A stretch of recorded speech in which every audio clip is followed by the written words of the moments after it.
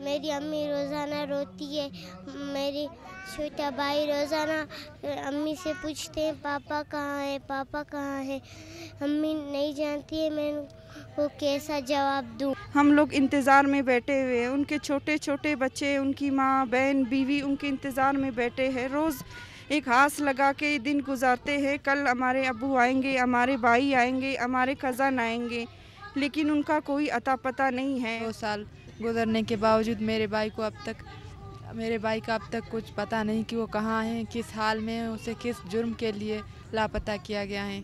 मैं बहुत उम्मीद लेके यहाँ पर आई हूँ। मुझे आज 12 दिन हुए यहाँ पर बैठे हुए, लेकिन आज तक 4 दिनों से हमें ये कहा जा रहा है कि सीएम से मुलाकात करवाएंगे, लेकिन आज तक मुलाकात नहीं करवाए। 4 दिनों से हम सीएम की मुलाकात पे यहाँ पर बैठे हैं। तो वो आमिर को घसीटते हुए ले जा रहे थे। मेरी अम्मी उनके पीछे भागी, हम सारे छोटे बहन भाई। तो उन्होंने नहीं सुना। आमिर ने सिर्फ यही सवाल कर रहा था कि मुझे क्यों उठा के ले जा रहे हो, मेरा कसूर क्या है, मैंने क्या किया है।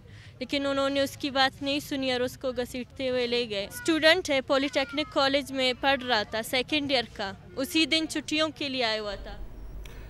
जी, गुज़िश्ता तकरीबन 2 हफ़्ते से कुछ ख़वातीन अपनी बच्चों के हमरा कोयटा में प्रेस क्लब के सामने बैठे हुए हैं और जो गुमशुदगियाँ लापता अफराद हैं उनके लवाहिकीन हैं और हुकूमत से मुतालबा कर रहे हैं कि उनके प्यारों को बाजियाब कराया जाए। कोई 2 साल से लापता है, कोई 1 साल से लापता है। जबरी गुमशुदगियों का मसला हमेशा से रहा। चीफ जस्टिस इफ्तिखार चौधरी के ज़माने में भी ये खासा उठा, उसके बाद भी ये चलता रहा। अभी भी मुख्तलिफ़ अदालतों में ये केसेस चलते हैं और इनका जो है फ़ैसला अभी तक नहीं आया।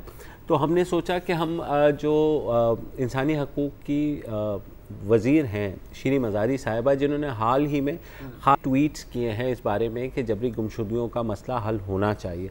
तो अब से आपको याद होगा कि जो बाकायदा एक रैली हुई थी इस्लामाबाद में, तो उन्होंने बाकायदा शिरकत की और वहाँ पर भी काफ़ी ज़ोर से इस पर स्टांस लिया था। तो आज शाम को मेरी उनसे बात हुई और हमने कहा कि हम आपसे, क्योंकि अब आप वज़ीर हैं और आप इतना स्ट्रांगली बिलीव करती हैं, तो आप ही में हमें बताइए कि आपको इस मसले का इदराक किस कदर है। तो सुनिए श्री मज़ारी साहिबा ने क्या कहा। इनफोर्स्ड डिसअपीयरेंसेस का सबसे जो नेगेटिव फॉल आउट है वो हमारी रियासत पे होता है, हमारी यूनिटी एज ए नेशन पे होता है। जब बलूचिस्तान में लोग खड़े हो रहे हैं, प्रोटेस्ट कर रहे हैं, क्योंकि बलूचिस्तान में 10 साल 15 साल से लोगों के बच्चे गायब हैं, लोगों के शौहर गायब हैं, तो इससे क्या एक मैसेज जाता है हमारे बलोच बरादरान को, या ट्राइबल एरियाज़ में जिस तरह से लोग उठाए जा रहे हैं, या फिर प्रोफेशनल्स का देख लें, जर्नलिस्ट को अगर आप उठा लेते हैं, पूरी दुनिया में आपके ख़िलाफ़ एक रिएक्शन आता है। ये चीज़ें सारी, ये इस किस्म की जो एक्टिविटीज़ हैं, ये जो रूल ऑफ लॉ को अंडरमाइन करती हैं, आपके मुल्क में भी इससे डिसहार्मनी होती है और हमारी इमेज पाकिस्तान की बैरून मुल्क में भी गलत जाती है, नेगेटिव जाती है। और हमें ज़रूरत नहीं है ऐसी चीज़ें करने का, क्योंकि हमारे पास कवानीन और कोर्ट्स, अदालतें मौजूद हैं, इंक्लूडिंग मिलिट्री कोर्ट्स। तो वक्त आ गया है कि हम कौम को इकट्ठा करें, अपने बलोच भाइयों को और बहनों को हम रीअश्योरेंस दें कि उनके साथ नहीं जुल्म होगा। अगर कोई ऐसी खदशात हैं किसी के ख़िलाफ़, तो उनको कानून के दायरे में लाया जाएगा। अपने ट्राइबल पॉपुलेशन को भी हम ये पैगाम दें कि उनके साथ भी इंसाफ होगा। तो ये बहुत लाजमी है मुल्क की बेहतरी के लिए, और जो पाकिस्तान का बैरून मुल्क दुनिया में जो एक इमेज है उसको बेहतर करने के लिए भी। एंटी टेरर एक्ट है हमारा, हमारे क्रिमिनल प्रोसीजर्स हैं, हमारे क्या कहते एंटी स्टेट एक्टिविटीज़ के लिए कवानीन है, मिलिट्री कोर्ट्स हैं, एंटी टेरर कोर्ट्स हैं। कोई वजह नहीं है कि आप रात के अंधेरों में लोगों को उठा लें और गायब कर दें, और उनकी फैमिलीज़ जिनका कोई, अगर उन लोगों ने जिनको आप उठाते हैं उन्होंने कोई कानून तोड़ा है, लेकिन उनकी फैमिलीज़ ने तो कुछ नहीं किया, उनको क्यों सालों साल ये बर्दाश्त करना और ये सफ़र करना है कि उनको पता ही नहीं किधर किसी का बेटा किधर गायब है, किसी का बाप, किसी का शौहर किधर गायब है। ये इंसानी हकूक़ के बहुत ख़िलाफ़ है। और हम समझते हैं अगर हमने पाकिस्तान को सही मानों में एक मज़बूत जमहूरी रियासत बनाना है तो हमें ये कदम लेना पड़ेगा इनफोर्स्ड डिसअपीयरेंसेस को ख़त्म करने का। तो इदराक तो वज़ीर को है कि किस हद तक प्रॉब्लम है। फिर मैंने उनसे ये पूछा कि इदराक के बाद क्या हो सकता है, हमें क्या करना चाहिए, ख़ुसूसन हुकूमत क्या कर सकती है। रियासत की बात भी की, वो हम बाद में सुनाएंगे, पहले सुनिए कि वो क्या कहती हैं कि हुकूमत क्या कर रही है या क्या करना चाह रही है।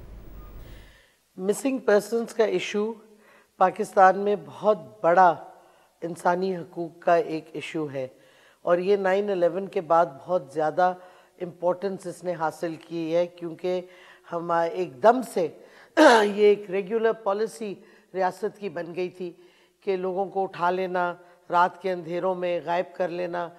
लेकिन अब हालात ये हैं कि हम एक जमहूरियत हैं, हम जमहूरियत को मजबूत करना चाहते हैं और असूलन मिसिंग पर्सनस या इनफोर्स्ड डिसअपीयरेंसेस की जमहूरियत में कोई जगह नहीं है।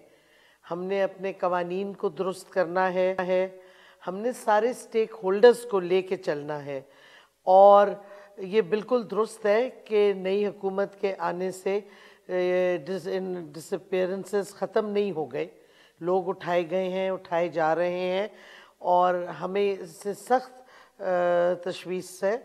हम समझते हैं कि ऐसा नहीं होना चाहिए। हमने हमारी मिनिस्ट्री ने जो इंसानी हकूक़ की मिनिस्ट्री है, हमने सेनेट में ये कि functional committee on human rights पे ये इशू रेज़ हुआ।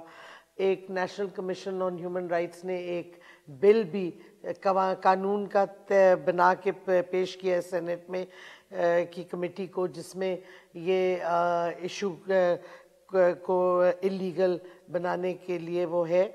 हमने 4 स्टेप प्रोसीजर दिया है अपनी मिनिस्ट्री की तरफ से हुकूमत को भी और हमने सेनेट में भी पेश किया है कि आपको इस पे एक्शन लेना होगा, आपको क्लोजर देना होगा उन फैमिलीज़ को जो 10-10, 20-20 साल से अपने फैमिली मेम्बर्स का उनको कोई अता पता नहीं, किसी के बाप को, किसी के बेटे का कोई पता नहीं। हम समझते हैं ये सिर्फ फैमिलीज सफ़र कर रही हैं। फैमिलीज़, ये हम ये नहीं कह रहे कि ये सारे इनोसेंट हैं लोग जो गायब हुए हैं या जो उठाए गए हैं। हम ये कह रहे हैं कि कानून आपके पास मौजूद है, एंटी टेरर कोर्ट्स आपके पास मौजूद हैं, मिलिट्री कोर्ट्स आपके पास रियासत के पास मौजूद हैं। हम समझते हैं रियासत इन सब चीज़ों को इस्तेमाल कर सकती है, लेकिन लोगों को गायब कर देना जमहूरियत का हिस्सा नहीं हो सकता। जी, तो हुकूमत, उन्होंने बताया कि सेनेट में भी उन्होंने स्टैंडिंग कमेटी में बिल पेश किया है और इस पे स्टेक होल्डर्स से भी बात चल रही है। अच्छा, बैनुल अक़वामी सतह की भी उन्होंने बात की कि क्या हो सकता है। बड़ी ख़ासी बात होती है इंसानी हकूक़ के जो तंजीमें हैं वो ये कहती है कि पाकिस्तान को रेटिफाई करना चाहिए जो इंटरनेशनल कन्वेंशन है ऑन एनफोर्स डिसअपीयरेंसेस। तो उस बारे में मैंने पूछा कि क्या ऐसा इरादा है, तो सुनिएगा मिनिस्टर साहिबा ने क्या जवाब दिया। अब हम समझते हैं वक्त आ गया है कि पहले तो हम एक क्या कहते हैं इनफोर्स्ड डिसअपीयरेंसेस का जो कन्वेंशन है उस पे अगर रियासत सिर्फ दस्तखत करे, यानी कि रेटिफाई नहीं, सिर्फ साइन करे 3 रिजर्वेशंस के साथ, क्योंकि कई क्लॉजेस उस कन्वेंशन के बिल्कुल एक्सेप्टेबल किसी को भी नहीं होंगे, जमहूरियत में भी नहीं होंगे। तो हम समझते हैं कि पहला स्टेप अगर हुकूमत, हमारी ये मिनिस्ट्री की एडवाइस है कि इस पे दस्तखत कर दे, तो इससे एक इंटेंशन हुकूमत का वाज़े हो जाता है पूरी दुनिया में और अपने लोगों के लिए भी कि हम इस पे आगे बढ़ रहे हैं। दूसरा, हम समझते हैं कि फिर सारे स्टेक होल्डर्स को ऑन बोर्ड लेना पड़ेगा। अगर हमने कामयाबी इस चीज़ को ख़त्म करने के लिए कामयाबी हासिल करनी है, फिर हमें सारे स्टेक होल्डर्स को ऑन बोर्ड लेना होगा। आपकी एजेंसीज़ हैं, आपके सिक्योरिटी इदारे हैं, आपके मिसिंग पर्सनस के वकला हैं, सिविल सोसाइटी है, सबको आप एक ऑन बोर्ड लेके आप एक ट्रूथ एंड रिकन्सिलिएशन कमीशन बनाएं जो जैसे चिली में बना था, उनका भी बिल्कुल हमारे जैसा एक्सपीरियंस था और उन्होंने बनाया ताकि क्लोजर आए फैमिलीज़ को, जिन फैमिलीज़ को सालों साल नहीं पता किधर है उनके लव्ड वंस, उनको क्लोजर देना पड़ेगा। और इसके बाद आपको आप रेटिफाई कर सकते हैं, जब सारे स्टेक होल्डर्स मान जाएं इस कन्वेंशन को, फिर आप रेटिफाई करें, क्योंकि एक दफ़ा जब आप रेटिफाई कर जाएंगे तो फिर आपको अपने कवानीन उसके मुताबिक अपग्रेड करने होंगे, तो ऑटोमेटिकली नया कानून की पड़ जाएगी और फिर आपको टाइम मिलेगा एक कंसल्टेटिव प्रोसेस से कानून लाने के लिए अपने मुल्क में, जो कि इस इशू को once and for all illegal करार देके ख़त्म कर देगा। ये 4 स्टेप्स हम समझते हैं बहुत लाजमी है और हमें इस पे मूवमेंट हमने रिकमेंड की है।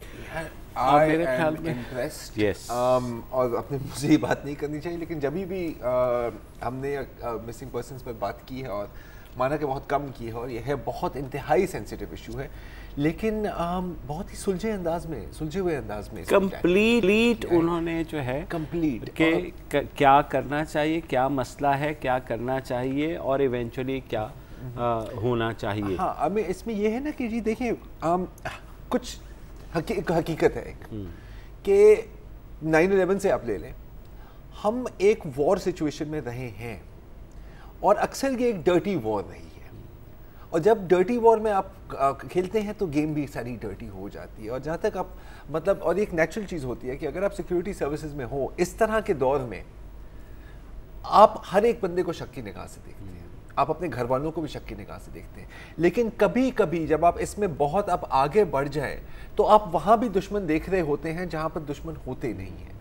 और कभी कभी आप दुश्मनों को पैदा करते हैं इन तरह की हरकतों से। कोई नहीं चाहता कि पाकिस्तान कमज़ोर हो, लेकिन क्या ये जो जैसे बकौल शरीन मज़ारी साहिबा ये जो पॉलिसी रही है, क्या इससे पाकिस्तान मजबूत हुआ है या लॉन्ग टर्म में कमज़ोर हुआ है, ये एक डिबेट। अच्छा, एक और इनसे जब मेरी बात हो रही थी तो उन्होंने कहा कि वज़ीर-ए-आज़म इमरान खान जब गए, और चाहे वो पश्तून तहफ़्फ़ुज़ मूवमेंट हो या बलूचिस्तान का इशू हो, या उन्होंने स्टार्ट किया कि उन्होंने हमेशा, चाहे ड्रोन हमले हों, ड्रोन हमले के ऊपर भी उन्होंने एहतजाज किया जब वो हो रहा था। उसके बाद पश्तून तहफ़्फ़ुज़ मूवमेंट के सपोर्ट के लिए भी, आपको याद है, पहले सियासी लीडर थे जो वहाँ गए थे, बात तो सुन लिया करो, बिल्कुल कि बात सुन लिया करो, और उसी तरह बलूचिस्तान थे।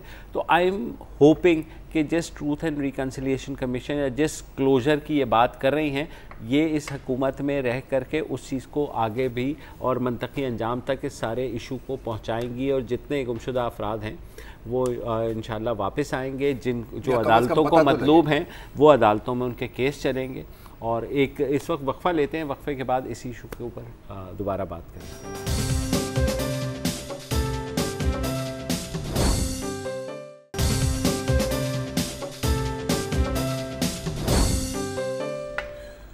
Welcome back. आपने इंसानी हुकूक़ की वफाकी वज़ीर शीरी मज़ारी का इंटरव्यू सुना, गुमशुदा अफराद का जो संगीन मसला हमें दरपेश है उसके बारे में गुफ्तगू हो रही है। शीरी मज़ारी ने जो इंटरव्यू दिया मुबशरतों में, उसमें 1-2 की पॉइंट्स जो मुझे बड़े इम्पॉर्टेंट लगे, वो ये है कि जब हमारे पास एक पूरा निज़ाम मौजूद है, मल्टी लेयर्ड, निज़ाम के ऊपर निज़ाम, इंसदाद दहशतगर्दी की अदालतें हैं, आम अदालतें हैं, खुसूसी अदालतें हैं और फिर फौजी अदालतें हैं, तो हमें कहना चाहिए कि ज़रा हमें आप मतलूब हैं, आपने ये किया है, आपकी चार्जशीट ये है, हम आपका मुकदमा इस अदालत में भेज रहे हैं, फेयर एनफ, इससे ज़्यादा का हमारा मुतालबा नहीं है। ये वाहिद मसला है जिस पे जो सरकारी ह्यूमन राइट्स कमीशन है, मैं निजी की बात नहीं कर रहा हूँ, सरकारी human rights commission, supreme court of Pakistan और हिज़्ब इक़्तिदार और हिज़्ब इख्तिलाफ के सियासतदान एक पेज पे हैं कि ये नहीं होना चाहिए, आप कानून के हिसाब से चलें। लेकिन सिक्योरिटी एजेंसीज जो हैं वो ये कहती हैं, और दूसरे पेज पे वो इसलिए हैं कि सिंस योर पॉइंट कि since it's a dirty war, जी, तो हमें हम उन्हें कोका कोला तो पिलाने से रहे, बिल्कुल, तो हमें फौरी तौर पे उठाना पड़ता है। हम इंसाफ के झमेलों में के साथ पहले वारंट बनाएं और पहले ये तो बंदे उतनी देर में तो बंदा निकल जाएगा ना, ये उनका आर्गूमेंट मले के साथ का हवाला देते हैं। अच्छा फाइन,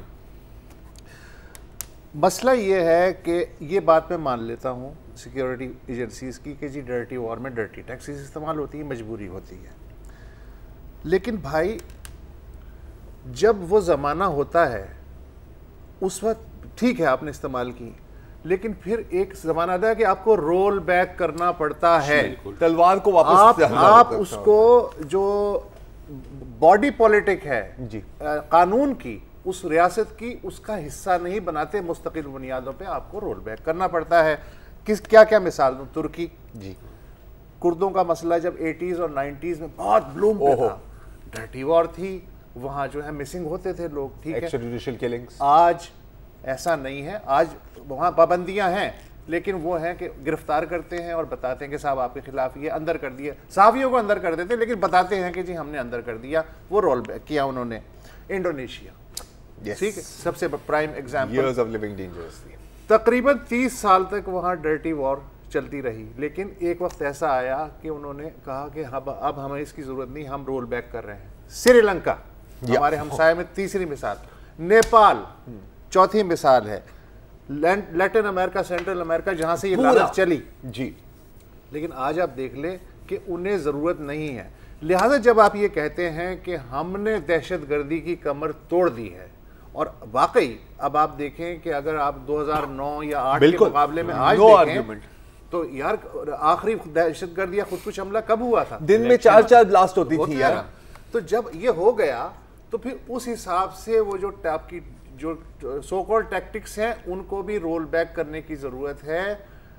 ऑपरेशन होता है लेकिन उसके बाद फिर ज़ख्म धुलता भी है, फिर उस पर पट्टी भी लगाई जाती है, और बाकी जो चीज़ें हैं उनको आपको वापस स्टोर में बंद करके रखना पड़ता है। तो मेरा ख्याल है कि इस तरफ ध्यान देना चाहिए।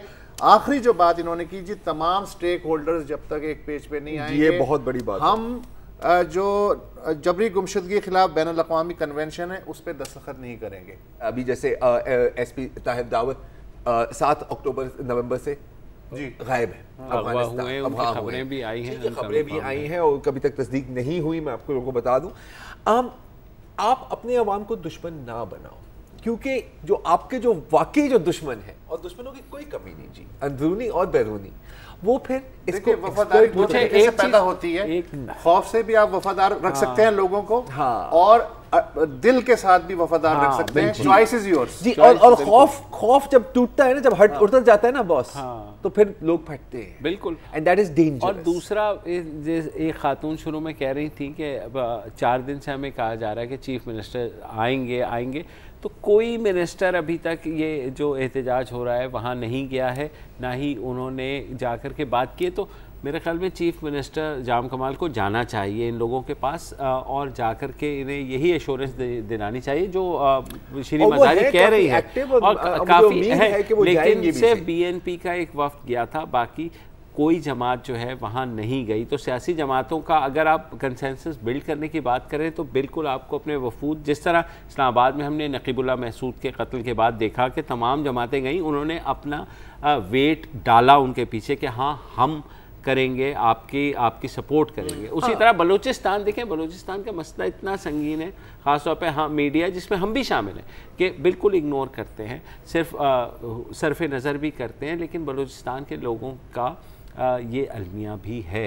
नहीं, तो बिल्कुल हमें और देखिए फिर लोग अगर ये चीज़ हल नहीं हुई तो फिर लोग ये सवाल पूछेंगे, हम भी ये सवाल पूछेंगे कि फिर डबल स्टैंडर्ड्स क्यों नजर आते हैं हमें, कि अगर एक बंदे को आप सबकी बुनियाद पर उठा देते हैं और उसका कुछ नहीं पता लगता, तो जो लोग वाकई बयानात देते हैं उनका फिर क्यों कुछ नहीं होता? और ये सवाल पूछे जाएंगे, मैं तो बार बार पूछूंगा, बिल्कुल, क्योंकि जवाब नहीं मिलेगा। सही बात। ब्रेक ले लेते।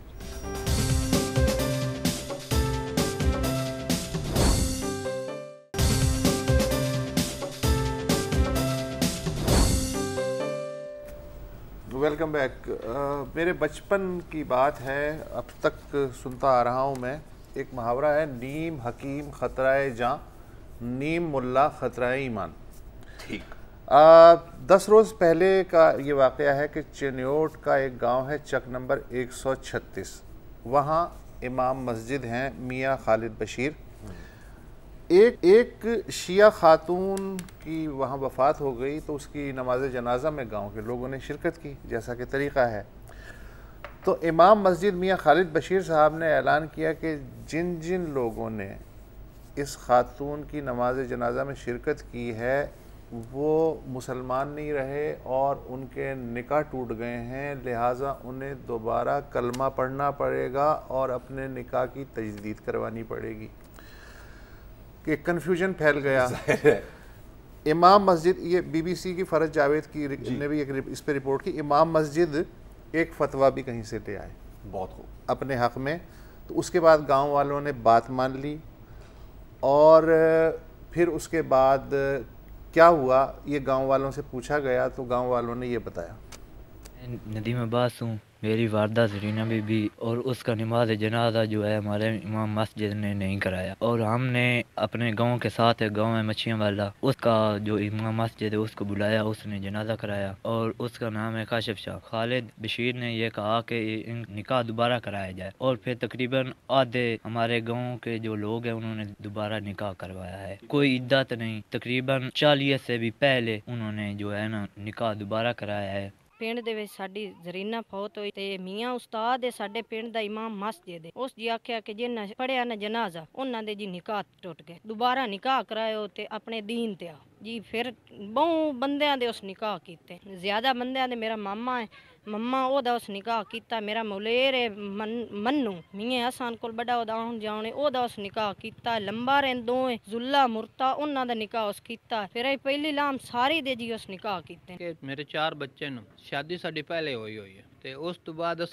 जेड़ा गया फौतकी ते जनाजा किया है। उन्हें आख्या जी ये तुहाडा जेड़ा ना निकाह त्रुट के निकाह जेड़ा ना दोबारा कराया जाए। ना कोई इस तो अगे पिछे गई गल असा की है, ना कोई उत्थे जनाजे दे वजह नाल मोड़ दोबारा निकाह होया है। अच्छा बात जो है यही नहीं खत्म हुई, नहीं इमाम साहब ने सेकंड एक थॉट ली। अच्छा और फिर उन्होंने कहा कि चूंकि इद्दत पूरी नहीं हुई इसलिए दूसरा निकाह जो है वो भी ठीक नहीं है, इद्दत के बाद तीसरा भी निकाह करवाया जाए। अच्छा इस दौरान टेक्निकल गेम खेल, अच्छा टेक्निकल गेम इस दौरान जो नमाज जनाजा बहरहाल हुई, लेकिन जो साथ वाला गांव था चक 137 उसके इमाम मस्जिद काशिफ इमरान शाह ने जो है नमाज जनाजा पढ़ाई और उन्होंने कहा कि किसी का निकाह नहीं टूटा है, सबके निकाह सलामत हैं और ये कि ये गलत कह रहे हैं। तो ये है कंफ्यूजन। और आज भी आधे गांव ने तो दोबारा निकाह पढ़ा दिया। आज भी उस गांव में ये शदीद एक सवालिया निशान है कि करे तो आदमी क्या करे, कि अगर मस्जिद का इमाम भी ये कह रहा है। ताज़ा तरीन उसकी क्या है? ताज़ा तरीन ये है कि जब ये खबर कल चली है तो उसके बाद पुलिस को भी ज़ाहिर है कहा गया कि जनाब कुछ करें मौलाना साहब का, तो पुलिस ने धर लिया जाके मौलाना साहब को और सुबह मैजिस्ट्रेट की अदालत में ले गए। मैजिस्ट्रेट को भी अब समझ नहीं आ रही कि इसको ये ऐसी कोई दफ़ा नहीं है कानून में, तो उनको भी छोड़ना पड़ा इनको। लेकिन अब सूरत हाल यही है कि जो कम्युनिटी है उन्होंने कहा है कि मौलाना साहब का कुछ ना कुछ करना पड़ेगा। अब लेकिन मौलाना साहब ने यार अपनी दुकान तो सही चमकाई है। हाँ हाँ, मतलब इतने निकाह तो मैं ख्याल शायद उन्होंने और पर निकाह उन्होंने माल भी पकड़ा होगा।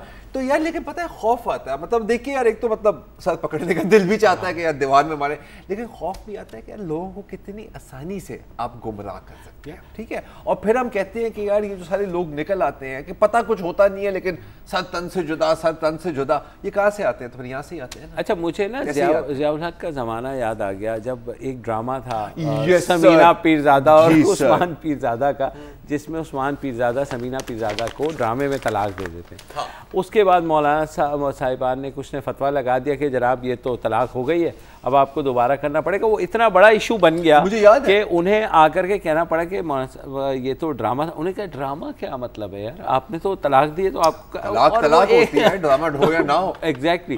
तो ये इस तरह की चीज़ें जो कि टोटली नॉन इशूज़ हैं, उसमें यू आर राइट कि बहुत आसान है लोगों को बेवकूफ़ बनाना। और अच्छा इस्लामी नज़रियाती कौंसिल है, जाहिर है कि उसने जी बारे में क्या है खासी स्टडी की है और वो भी फैसले देते रहते हैं।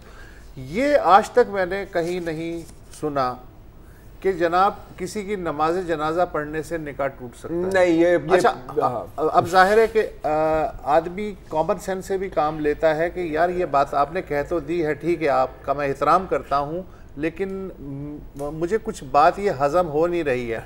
तो अब मुझे नहीं पता कि इसका कैसे तदारुक हो कि आम आदमी को कैसे ये बताया जाए कि मुफ्ती के लिए एक ख़ास तरह की काबिलियत की ज़रूरत होती है और एक पूरा सिस्टम होता है, उसके तहत फतवा, और फतवा हमेशा तहरीरी होता है।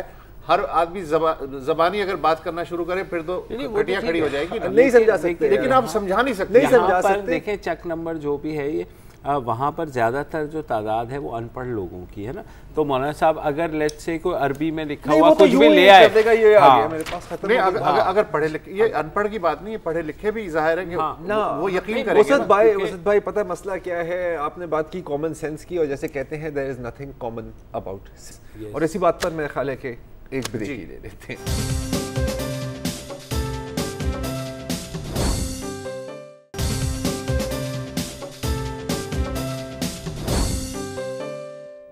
Welcome back.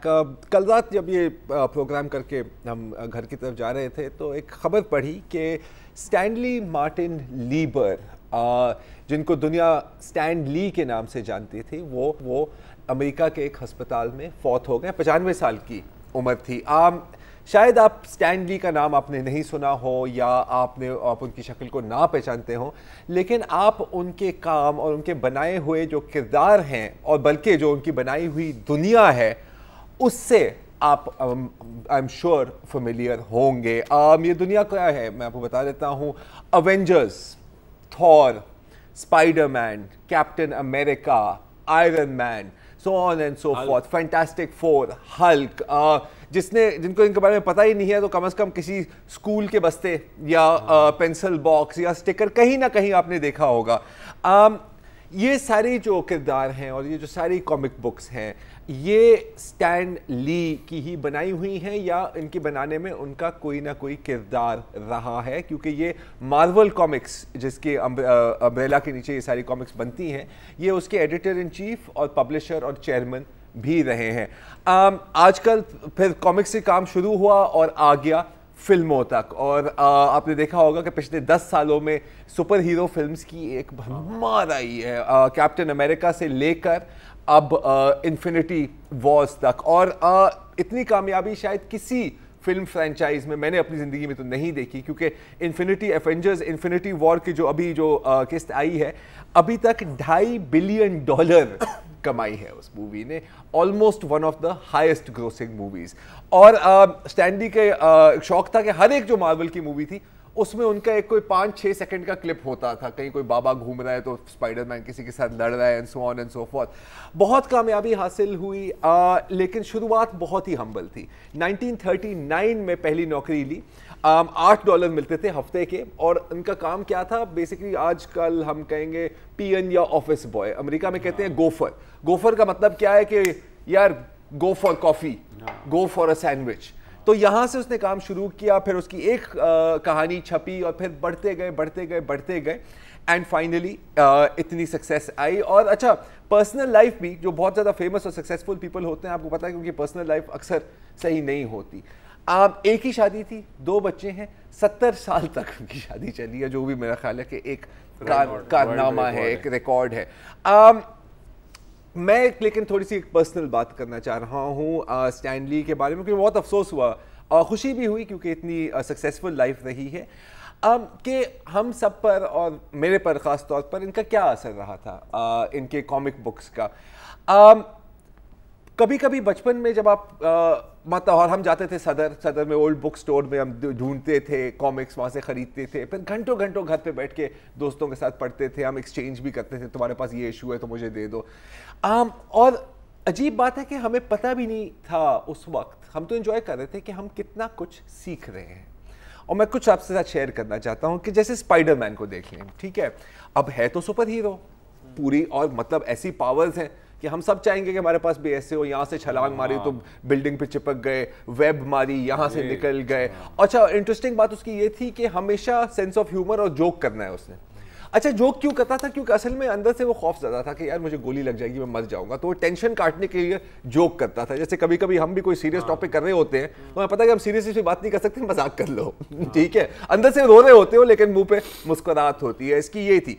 अच्छा जो ज़्यादा इंटरेस्टिंग बात थी इसमें वो ये थी कि जब वो अपने कॉस्ट्यूम उतार के स्पाइडरमैन से पीटर पार्कर बन जाता था, जो उसका सिविलियन भेस था अगर आप कहना चाहें, ठीक है जी। अच्छा और भी जो इनके हीरोज थे जितने भी पावरफुल हों थे वो अंदर इंसान। आयरन मैन को भी देख लो, हाँ लोहे की चमड़ी है यार। अच्छा कोई पैसों की फिक्र नहीं है उसे, अरबपति इंसान है और जीनियस इंसान है और पूरी दुनिया उसके पीछे पागल है। हाँ सुपर मॉडल्स, एक्ट्रेसेस सब टोनी स्टार्क के पीछे लगे हुए हैं, लेकिन उसका सबसे बड़ा दुश्मन क्या है? अपना नफ्स, शराब की बोतल। वो अल्कोहलिक था और कभी कभी वो बिल्कुल अल्कोहलिज्म में चला जाता। हल्क की बात अगर आप करें, बिल्कुल सहमा हुआ सा इंसान। हाँ उसका बॉस उसको जलील करता था, चू नहीं करता था। वो जिसके साथ लव थी वो किसी और के साथ घूम रहा है, इसके मुंह से कुछ निकला ही नहीं। लेकिन जब गुस्सा आता था तो वो बला बन जाता था, फिर सब कुछ तोड़ देता था। और हम में से कितने लोग इससे आइडेंटिफाई कर सकते हैं? जब गुस्सा आता है तो कितने हम में से, मैं खुद में कह सकता हूं कि ऐसी चीजें आप करते हैं और कहते हैं जो फिर बाद में आप पछताते हैं। अच्छा बचपन में तुम कभी खुद स्पाइडरमैन या हल्क वगैरह? एक दो दफा मैं गिरा हूं और वो असली टूटी है, वो एक अलग कहानी। ऊपर से उड़े तो नहीं ना छत पे से? नहीं शुक्र है इतनी अकल थी कि ऐसा नहीं हो सकता। और जो सबसे जो इंटरेस्टिंग मेरे लिए है वो थे एक्समैन। अब एक्समैन क्या थे? वो थे म्यूटेंट, क्योंकि अच्छा ये न्यूक्लियर एज के लोग थे ना कि रेडिएशन हो गई तो इनमें कई ताकतें आ गई। इससे सिर्फ ताकतें नहीं, कोई अपनी आंखों से लेजर मार रहा है, कोई बिल्कुल रीच की तरह लगता है, कोई लगता है कि जैसे शैतान है, लेकिन है सब इंसान। और क्योंकि वो मुख्तलिफ थे और लोगों को समझ नहीं आती थी तो लोग इनसे नफरत करते थे, इनसे खौफजदा होते थे। फिर सियासतदान बीच में आ जाते थे कि ये म्यूटेंट्स को ये नेशनल इंटरेस्ट के खिलाफ है, ये देशद्रोही हैं, एंटी नेशनल है, इनको निकालो यहाँ से। और उनको जेलों में भी बंद किया जाता था। रोड पर जा रहे होते थे तो लोग आ जाते थे कि इनको मारो, इनको कत्ल करो। अच्छा उस वक्त इंटरेस्टिंगली ना फिर हिस्ट्री भी सीखी, क्योंकि 60 की दिहाई थी ये, और उसमें उस वक्त अमेरिका में सिविल राइट्स मूवमेंट चल रही थी। मार्टिन लूथर, यस, तो इनके यहाँ भी एक्समैन में दो लीडर थे म्यूटेंट्स के। एक था प्रोफेसर जेवियर जो कहता था कि नहीं नहीं हमने साथ मिलके चलना है, हम इंसानों और म्यूटेंट्स को साथ मिलकर चलना है, और वो मार्टिन लूथर किंग की तरह था प्रोफेसर जेवियर। दूसरी साइड पर था मैग्नीटो जो कहता था कि नहीं जी हम इनसे बहुत बेहतर हैं और हमें अलहदा रहना है, या तो इनको हुक्मरानी करनी है या तो फिर हम अपना मुल्क बनाएं। और फिर लोग कहते थे कि ये इंस्पायर्ड था किससे? मैल्कम एक्स से। तो मतलब कॉमिक आपने पढ़ ली लेकिन आपको ये पता ही नहीं कि आपने रवादारी भी सीख ली है और आपने तारीख भी सीख ली, बातों बातों में सियासत भी सीख ली। और ये होती है महारत कि आपने मैसेज भी दे दिया और बंदे को पता ही नहीं लगा कि उसके अंदर क्या बीज आपने बोए हैं। तो thank you Stanley, you will be missed. आज के लिए इतना ही जी, खुदा। अस्सलाम वालेकुम। अगर आपको हमारे शो पसंद आया है तो प्लीज़ हमारे YouTube चैनल को सब्सक्राइब करें, और अगर मुनासिब समझे तो इस वीडियो को लाइक भी कर लें, तो कोई हर्ज नहीं है, और शेयर भी कर लें और कमेंट भी कर दें जी, वरना वो सब ऐसे ही लिखते रहेंगे। और ये जो दोनों कह रहे हैं ये कर लें जी प्लीज़, नहीं तो हमें भी घर जाना है, मैं आपके कंप्यूटर में नहीं रहना 24 घंटे। सही बात।